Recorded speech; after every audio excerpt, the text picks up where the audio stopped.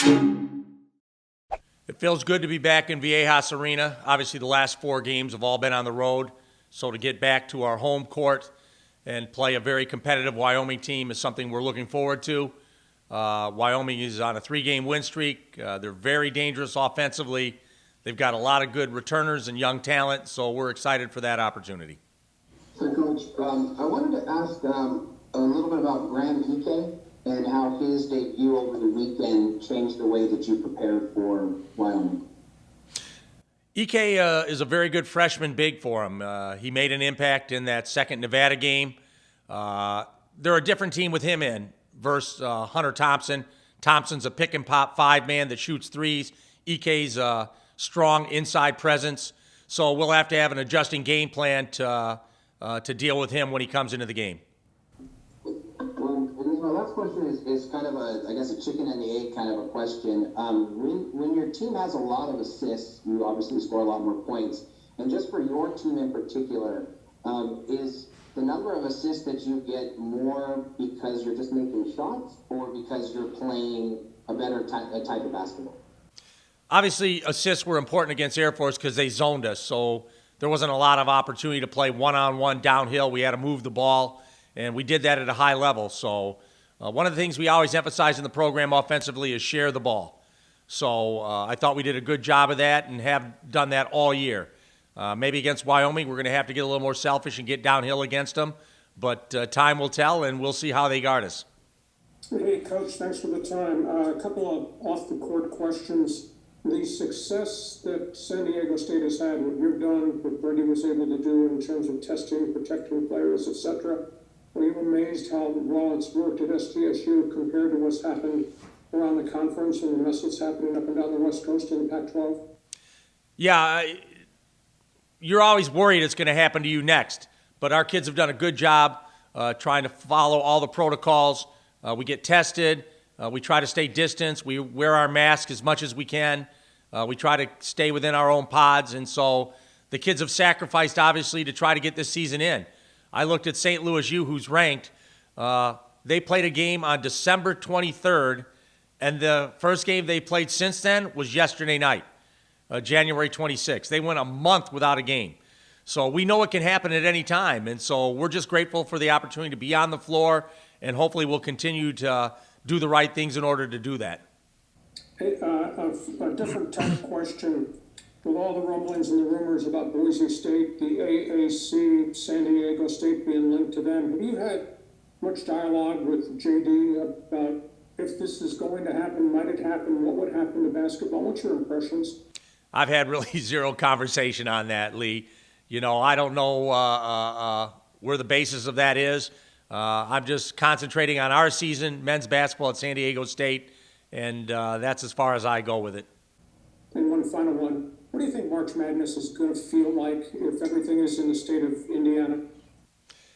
I think it'll be a first-time opportunity, just like last year. I thought we'd play the NCAA tournament in gyms with no people. Well, that didn't happen. Now it looks like we'll play an NCAA tournament in one location. So I think this is the times we're in. Everyone's trying to remain flexible. We're dealing with it every day as it comes, and we'll be blessed if we can get an NCAA tournament in this year.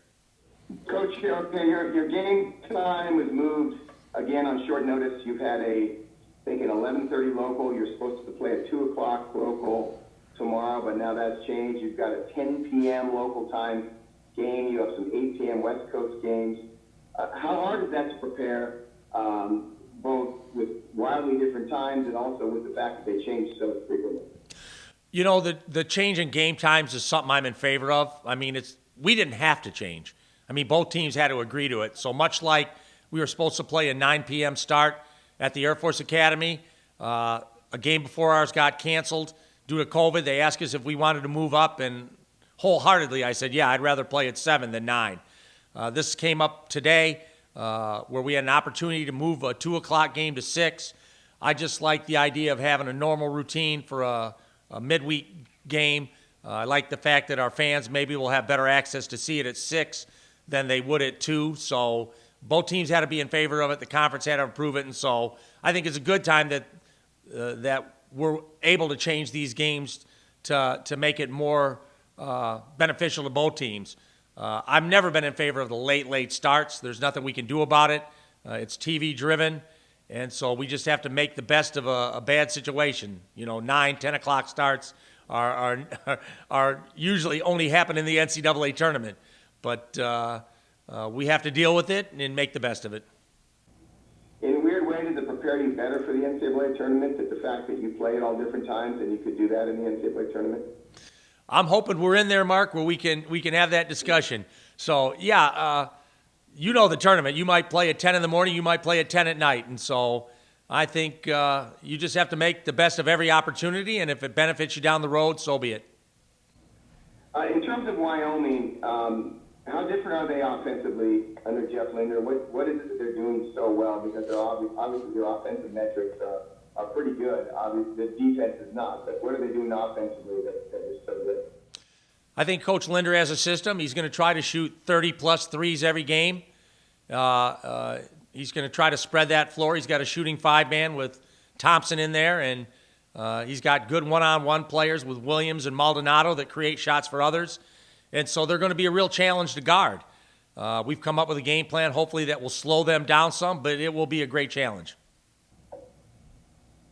In terms of defensively, is that just a question of youth? They have no seniors on the roster. I mean, is defense, in your experience, something that sort of comes over time, both in terms of tactics and mentality? Yeah, I just think it's a bunch of young guys going through their first college experience, and if everybody ran the same offense, they'd be fine. But they're young kids learning to go through some of these defensive adjustments on the fly, and they do a good job. And I think they'll continue to get better defensively as the year goes on. And last thing about Matt Mitchell, what's his status? Is he still going to be on a minutes restriction? Are you going to be able to start him? How will you approach that? He'll go through another full practice today. We'll kind of see how he responds, what his pain level is, and how he responds to this up and down action. And if he feels good, then the minutes will go up. And so hopefully that will be the case, that Matt will be on the floor more minutes against Wyoming than he was against Air Force.